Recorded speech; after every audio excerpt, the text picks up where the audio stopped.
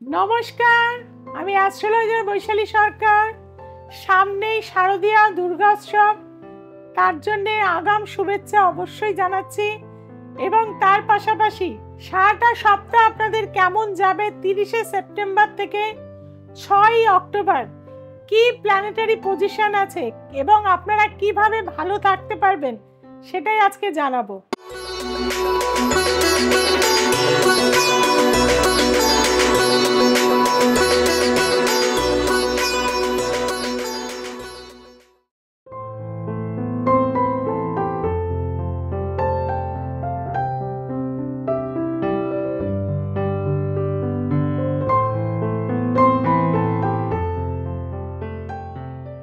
প্রথমেই আসবো রাশি চক্রে প্ল্যানেটারি পজিশন কি রয়েছে।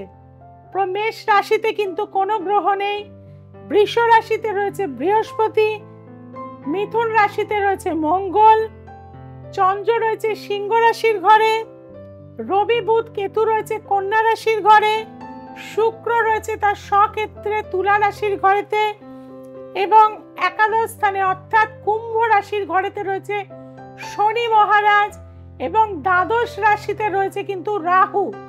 এই হচ্ছে সারা সপ্তাহের প্ল্যানেটারি পজিশন।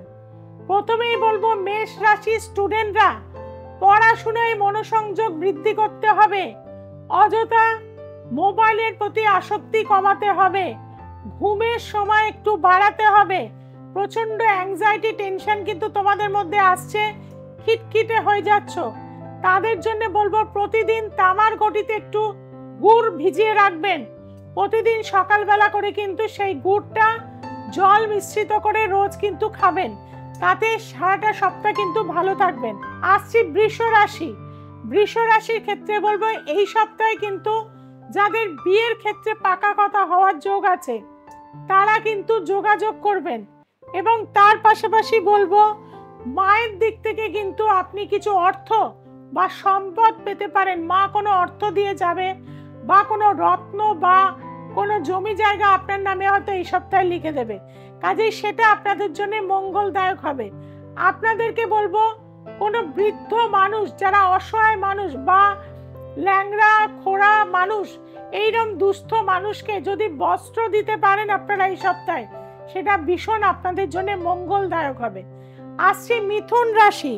মিথুন রাশির ক্ষেত্রে দেখা যাচ্ছে চতুর্থ ভাবে রবি বুধ বুধাদিত্য যোগ সৃষ্টি করেছে, কিন্তু সাথে রয়েছে কেতু।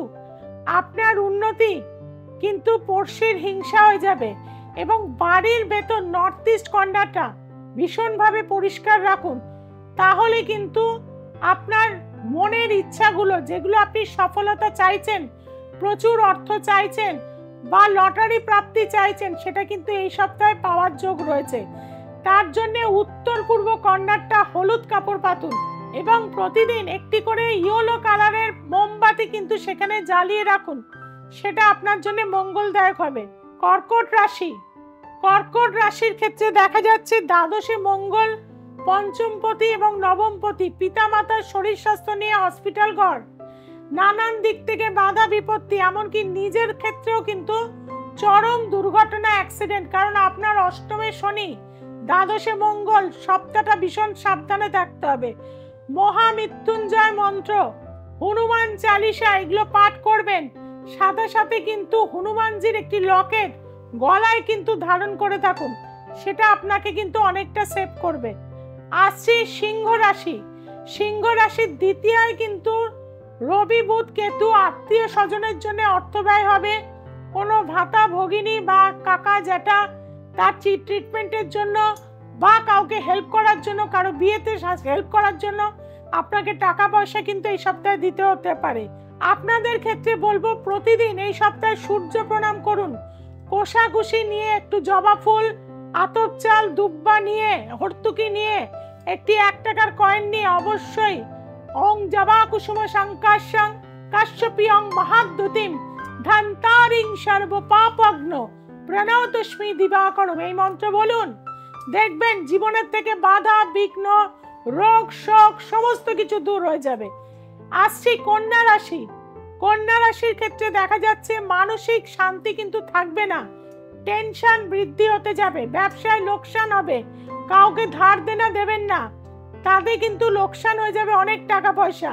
কারোকে বিশ্বাস করে কোথাও কিন্তু সই করে দেবেন না, সেটাও আপনার জীবনে কিন্তু বিপদ নিয়ে আসবে।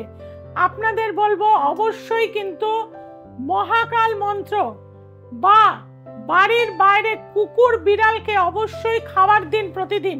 এই সপ্তাহে কিছু না কিছু খাওয়ান, বিস্কুট হোক, আপনার ভাত হোক, যা হোক, আপনি কিন্তু অল্প করে করে রাস্তার কুকুরকে বা বিড়ালকে খাওয়াতে হবে, বাড়ির না। বাড়িতে আপনার থাকলে তাকে তো দেবেনই, কিন্তু রাস্তার কুকুর বিড়ালকে অবশ্যই কিন্তু খাওয়াবেন। আসছি তুলা রাশি। তুলা রাশির কিন্তু সপ্তাহটা ভালো যাবে, নতুন নতুন পোশাক আশাক কেনা হয়ে যাবে, আপনাদের ভ্রমণের যোগ রয়েছে। কোনো তীর্থস্থানে যদি ভ্রমণে যান ভীষণ ভালো হবে, সেখানে অন্তত 1 কেজি 250 গ্রাম চাল দান করুন। আপনার যা মনের কামনা নিয়ে করবেন সেটা কিন্তু পূরণ হয়ে যাবে। তুলা রাশির জন্য সপ্তাহটা যথেষ্ট ভালো রয়েছে। আসছে বৃশ্চিক রাশি। বৃশ্চিক রাশির জন্য শত্রু বৃদ্ধি হবে, আপনার স্পষ্ট কথা অন্য লোকের কাছে বিষ হবে, চারিদিক থেকে আপনাকে ঝামেলায় জড়িয়ে দেবে। ল্যান্ড, ভূমি, সম্পত্তি নিয়ে কোনো ঝামেলা, ঝঞ্ঝাট, লিটিগেশনের মধ্যে জড়িয়ে পড়বেন এই সপ্তাহে। আপনাদের অবশ্যই বলবো বজ্রাং বাণ অবশ্যই পাঠ করুন প্রতিদিন, সেটা আপনাদের জন্য মঙ্গলদায়ক হবে। একটা করে কলা আপনি যে কোনো পুকুরে বা যে কোনো রাস্তার অশ্বত্থ গাছের নিচে দিয়ে আসুন প্রতিদিন, সেটা আপনার জন্য মঙ্গলদায়ক হয়ে থাকবে। আসছি ধনু রাশি। ধনু রাশির ক্ষেত্রে বলবো কর্ম এই সময় চেঞ্জ করতে পারেন, বিয়ের সম্বন্ধ করলে সেটা ভালো হবে, এই সপ্তাহে দেখাশুনো করতে পারেন।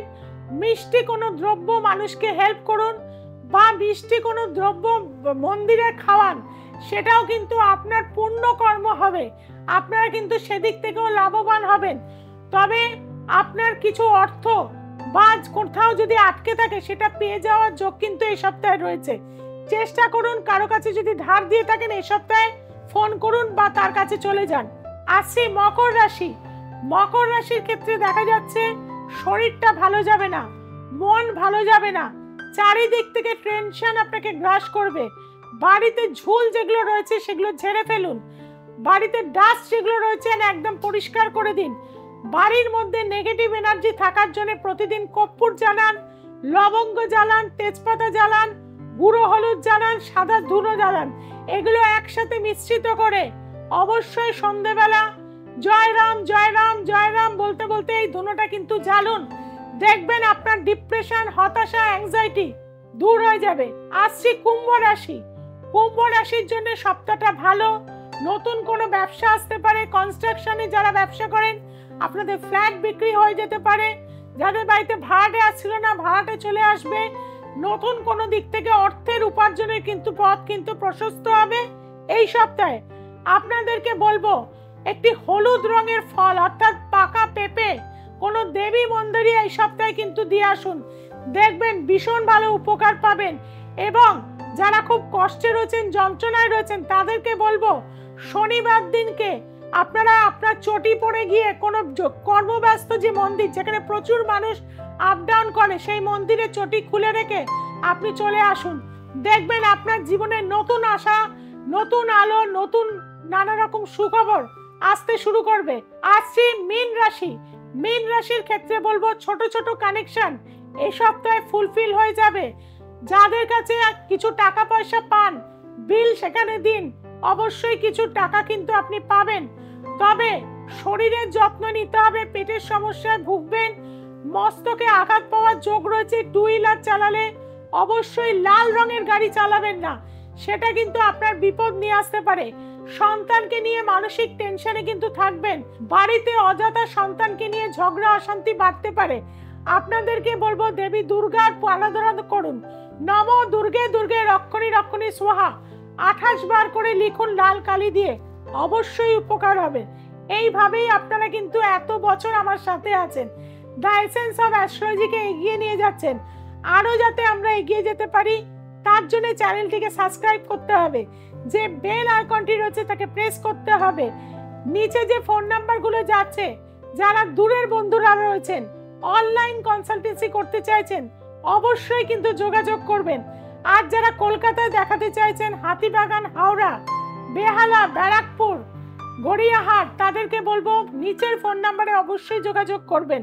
গুরুজন মানুষদের কিন্তু সেবা দিন, মানুষের দুস্থ মানুষের পাশে থাকুন, মেডিসিন দিন, খাবার দিন, জল দিন, যে কোনো শস্য মানুষকে কিন্তু দিন, চাল, গম, চিনি, যে কোনো জিনিস দিন। কিছু না পারেন 1 প্যাকেট করে তেল আপনার সাধ্যমতো মানুষকে হেল্প করুন। এই সময়, এই সপ্তাহে যদি করতে পারেন দেখবেন প্রত্যেকের উপকার হবে, সারাটা বছর আপনারা ভালো থাকতে পারবেন। আর আরো ভালো থাকতে গেলে মা বাবার সেবা করুন, অবশ্যই ঈশ্বরের কৃপা লাভ করবেন। সবাই খুব ভালো থাকবেন, সবাইকে খুব ভালো রাখবেন। নমস্কার।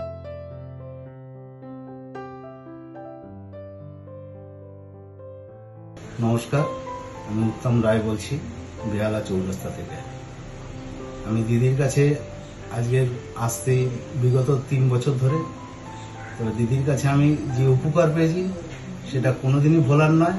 কারণ আমার ব্যবসা বাণিজ্য আমার একদম তলানিতে গিয়ে ঠেকেছিল। দিদির কাছে আসি, দিদি আমাকে পরামর্শ দেন এবং দিদি যে কাজগুলো করতে বলেছিলেন সেইগুলো আমি অতি যত্ন সহকারে এবং মন দিয়ে কাজগুলো করি। এবং 6 মাসের মধ্যে আমি দিদির কাছে যে রিপোর্ট পাই বা মানে আমার যে ফিডব্যাক পাই সেটা অতুলনীয়। এবং আজ আমি সত্যিকারের খুবই ভালো আছি। আমার ছেলে, মেয়ে, বউ নিয়ে খুব, এমনকি আমি রাস্তায় পর্যন্ত বসে গেছিলাম, সেখান থেকে দিদি আমাকে উদ্ধার করেছে। হ্যাঁ, তাই আমি আপনাদেরকেও বলি, যাদের সত্যি অসুবিধা আছে তারা দিদির কাছে আসুন, দিদির পরামর্শ নিন। দিদি যে কথাগুলো বলে সেগুলো আপনারা শুনুন এবং দিদি যে কাজগুলো দেয় সেগুলো আপনারা মন দিয়ে করুন, আপনাদের অবশ্যই ফল মিলবে। এটুকু আমি বলছি যে দিদির উপর ভরসা রাখলে সে কাজ হবেই।